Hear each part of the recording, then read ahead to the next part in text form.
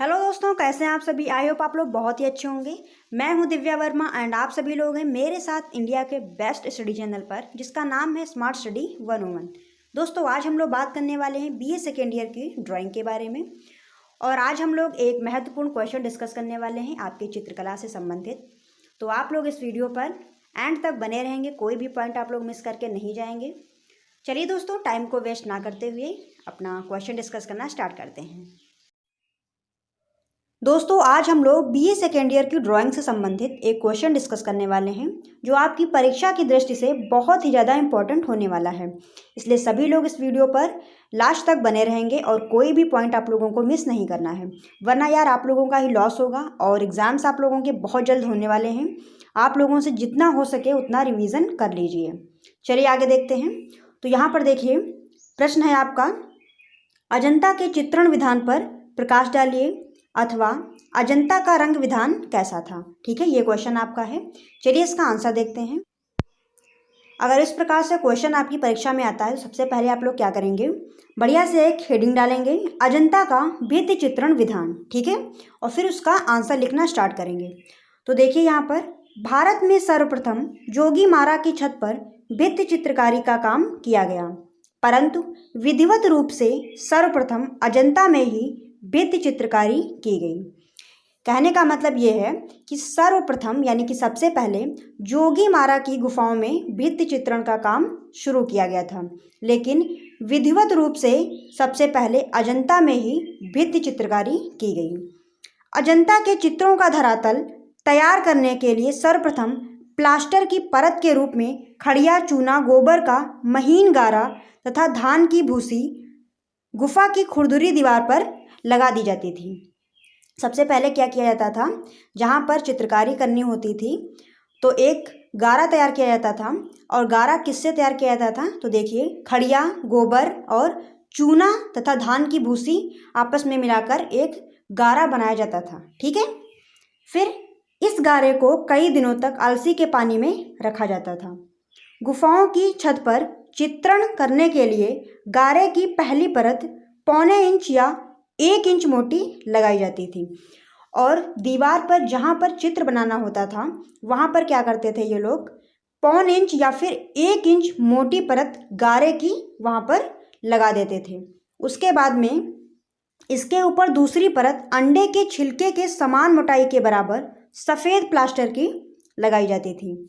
और उसके बाद में क्या करते थे, अंडे के छिलके के समान मोटाई यानी कि बहुत पतली मोटाई की एक परत लगाते थे। वो परत किसकी होती थी, सफ़ेद प्लास्टर की। ठीक है, दूसरी परत सफ़ेद प्लास्टर की होती थी और पहली परत गारे की होती थी।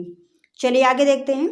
इन परतों के सूखने के बाद चित्रण किया जाता था, और जब ये परतें सूख जाती थीं भली भांति तो फिर इन पर क्या करते थे, ये लोग चित्रकारी करते थे। यह संपूर्ण चित्रण विधान भित्ति चित्रण की फ्रेस्को सेस्को विधि सूखी भित्ति के अंतर्गत आती है। और ये जो चित्रण विधान है ये फ्रेस्को सेस्को विधि यानी कि सूखी भित्ति चित्रण के अंतर्गत आता है। आगे देखते हैं, अजंता के चित्रों में प्रयुक्त रंग यानी कि अजंता के चित्रों में कौन से रंग प्रयुक्त हुए हैं। चलिए देखते हैं।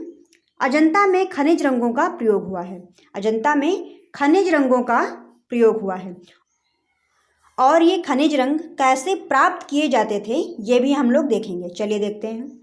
लाल रंग गेरू या हिरोंजी पत्थर, जो लाल रंग है वो गेरू या हिरोंजी पत्थर से प्राप्त किया जाता था। अगला कौन सा है, सफ़ेद रंग। सफ़ेद रंग कैसे प्राप्त करते थे, चूना, खड़िया, चीनी मिट्टी और जिप्सम से। ठीक है, नीला रंग लेपिस लाजुली नामक पत्थर से प्राप्त होता था। हरा रंग टेरावट पत्थर से प्राप्त होता था। पीला रंग रामरज से, और चमकदार पीला रंग शंखिया की भस्म से प्राप्त होता था। ठीक है, चलिए आगे देखते हैं। काला रंग काजल या कालिक से। ठीक है, तो हम लोगों ने पढ़ लिया कि किस प्रकार हमको सारे रंग प्राप्त होते हैं। चलिए एक बार फिर से देख लेते हैं। तो यहाँ पर देखिए, लाल रंग गेरू या हिरोंजी पत्थर से, सफ़ेद रंग चूना, खड़िया, चीनी मिट्टी और जिप्सम से, नीला रंग लेपिस लाजुली नामक पत्थर से, हरा रंग टेरावट पत्थर से, पीला रंग रामरज से, और चमकदार पीला रंग शंखिया की भस्म से। ठीक है, और काला रंग काजल या फिर कालिक से ये लोग प्राप्त करते थे। चलिए आगे देखते हैं। छाया तथा गहराई दिखाने के लिए मुख्य रंगत में ही हल्का काला रंग मिलाकर प्रयोग किया जाता था। छाया और गहराई दिखाने के लिए जो मुख्य रंग होता था उसी में काला रंग मिक्स करके उसकी चित्र की छाया बना दी जाती थी। ठीक है दोस्तों, अगर आप लोगों को वीडियो पसंद आ रही है तो एक लाइक तो कर ही दीजिए, लाइक कर दीजिए, फिर आगे पढ़िए। चलिए आगे देखते हैं। महत्वपूर्ण बिंदु, अब कुछ महत्वपूर्ण पॉइंट हैं, इनको भी आप लोग पढ़ लीजिए एक बार। लेपिस लाजुली यानी कि नीला रंग फारस ईरान से मंगाया जाता था। जो नीला रंग है वो कहाँ से मंगाया जाता था? ईरान या फिर फारस से। अजंता की 9वीं व 10वीं गुफा में नीले रंग का प्रयोग नहीं किया गया है। अजंता की 9वीं और 10वीं गुफा में नीले रंग का प्रयोग नहीं किया गया है। आगे देखते हैं। अजंता की सबसे महत्वपूर्ण विशेषता उसकी रेखाएं हैं जो बिना रंग भरे ही मानव के भावों को प्रदर्शित करती हैं। अजंता के चित्रों में गुप्तकालीन भवन तथा वास्तु और गुप्तकालीन पहनावे का प्रयोग हुआ है। अजंता के चित्र देव शैली से संबंधित हैं। अजंता के चित्र देव शैली से संबंधित हैं।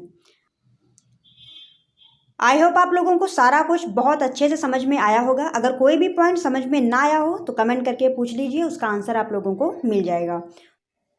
तो दोस्तों आज के लिए बस यहीं तक था। अगर आप लोग हमारे साथ जुड़कर चाहते हैं पढ़ना तो वीडियो को करिए लाइक और चैनल को करिए सब्सक्राइब। फिर मिलते हैं दोस्तों ऐसे ही किसी नई वीडियो के साथ, तब तक आप बने रहिए हमारे साथ। धन्यवाद दोस्तों, जय हिंद।